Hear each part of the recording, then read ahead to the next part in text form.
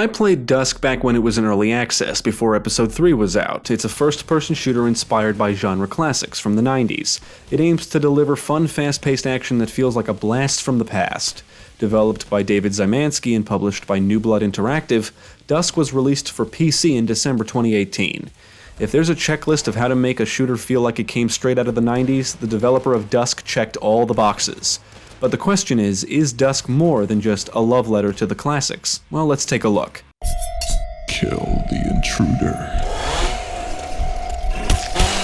When it comes to the plot in Dusk, I'll be honest and say I had no idea what the hell was going on for most of my playthrough. There's minimal context or setup. You're basically thrown into this strange world and have to kill to survive. The campaign plays out in episodes, and your ultimate goal is to discover what lurks beneath the earth while being hunted by cultists and dark forces.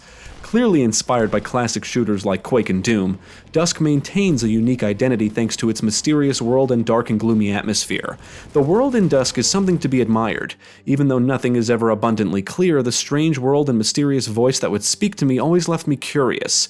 Like many classic shooters, the story does take a backseat to the gameplay, but the atmosphere in Dusk is memorable on its own.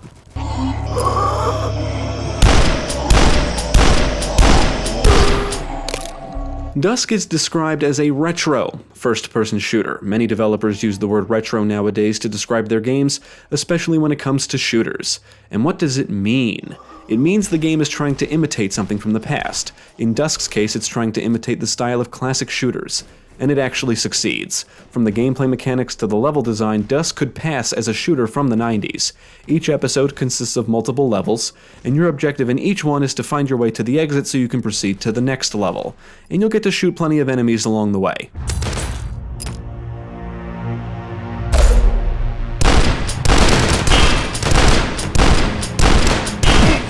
You can walk, run, jump, crouch, slide, and activate a flashlight. You do have to be mindful of your health and morale. Morale is the game's form of armor. Health can be slowly replenished by smoking your cigar or by picking up medical kits and magic potions. And morale is acquired by picking up treasures. I would say Dusk is a fast-paced shooter, and genre veterans will feel right at home. Your survival will depend on not just the difficulty, but your skills.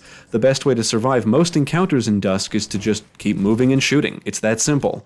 Run, strafe, jump, and shoot. Knowing what weapons to use is also important. Some weapons are better against certain enemies. You'll get your hands on 10 weapons total. You'll start with sickles, but soon get your hands on traditional firepower like pistols and shotguns. And they can be dual-wielded. If you turn on the intruder mode when selecting the difficulty, you'll start every level with just sickles, adding an extra layer of challenge. Now, as you progress through the episodes, you'll acquire deadlier firepower, including a super shotgun, hunting rifle, mortar, which is like a grenade launcher, and the riveter, which is like a rocket launcher. You can even use it to perform rocket jumps. My favorite weapon is the assault rifle, simply because I like the feedback when firing it. That, and it's great against most lower-tier threats. Two of the game's standout weapons are the crossbow and sword. The crossbow performs as you would expect, and the bolts deal a good amount of damage. However, what makes it special is that the bolts can go through multiple enemies and walls. The sword is special because if you have 100 health or more, you can charge up a stab that deals significant damage. If you have more than 50 morale, you can block attacks and deflect projectiles.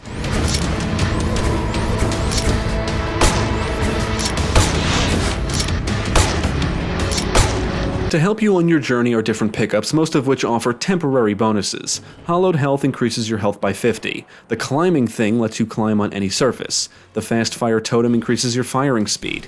Then there's the serum of blistering heat, which is probably the most interesting pickup in the bunch. It will freeze time only moving when you do. Finally, there's the lava suit, which, you guessed it, lets you walk on lava without taking damage.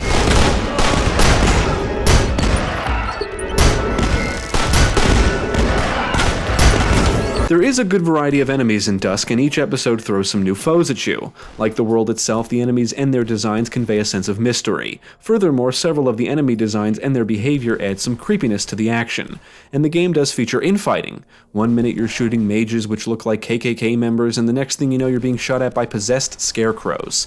One of the more iconic enemies is Wendigo, a deer-like enemy that remains invisible until it takes damage. You know it's coming when you hear its distinct breathing, and you can spot it by looking for the bloody footprints it leaves behind.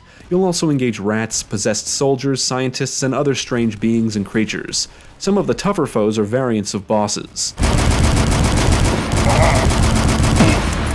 Dusk's level design is one of its biggest strengths. The environments often contain a nice blend of claustrophobic and open-ended areas. You will have to find keys to progress, and if you take the time to look around, you'll undoubtedly make your way to secret areas, which usually house resources.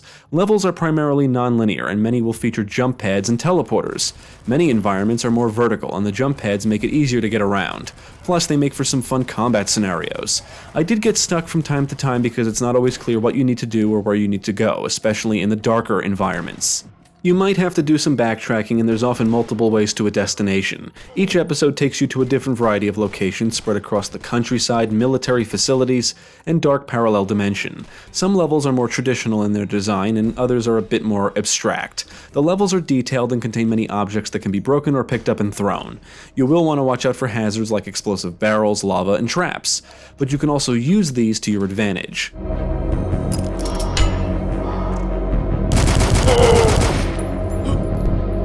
In addition to the campaign is the Endless Mode and Dusk World multiplayer. In the Endless Mode, you choose the map and difficulty, and the goal is to survive as many waves of enemies as you can.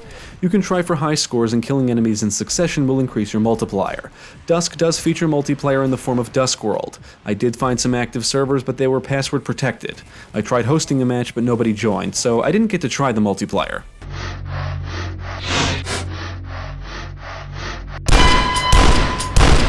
Not only does Dusk play like a game from the 90s, it looks like one too. Character models are blocky and you can adjust the amount of pixelation. There's actually quite a few options to configure when it comes to the presentation, from the crosshair style to the color palette. Dusk features some neat visual, atmospheric, and gore effects. When you shoot enemies, blood will spray, puffs of blood fill the air, and enemies can explode into gibs. The entire game has this gloomy and mysterious atmosphere as mentioned before. Every level is kind of eerie, but the visual presentation is only part of it. I think the soundtrack is what really drives it home. Composed by Andrew Hulshult, the jamming metal tunes perfectly complement not only the atmosphere, but the action as well, helping to build up tension. The weapons fire sounds okay, and some enemies spout lines during combat. Others grunt, groan, and make other noises. The tune that plays when Wendigo is revealed is chilling, making for an incredible introduction in my opinion.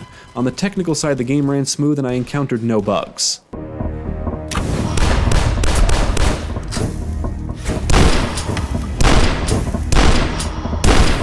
Dusk is a great game. I had a lot of fun with it. It captures the spirit of the games that inspired it while managing to feel unique on its own. But it's more than just a love letter to the classics. Dusk is a lot of fun to play. The weapons are satisfying, the environments are well crafted, and the enemies put up a decent fight. The difficulty ramps up nicely as you progress, and each episode introduces new stuff. If the campaign isn't enough to keep you coming back, Dusk also comes with an endless mode multiplayer, and it supports mods. In fact, from what I understand, you can actually play through Quake and Half-Life maps.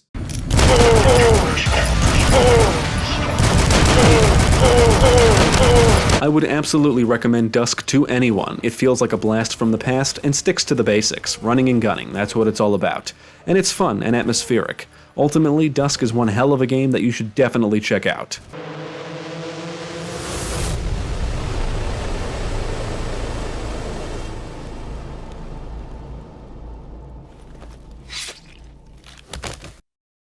Thank you for watching. If you enjoyed this video, check out the rest of our channel, follow us at the links below, and you can also support us on Patreon.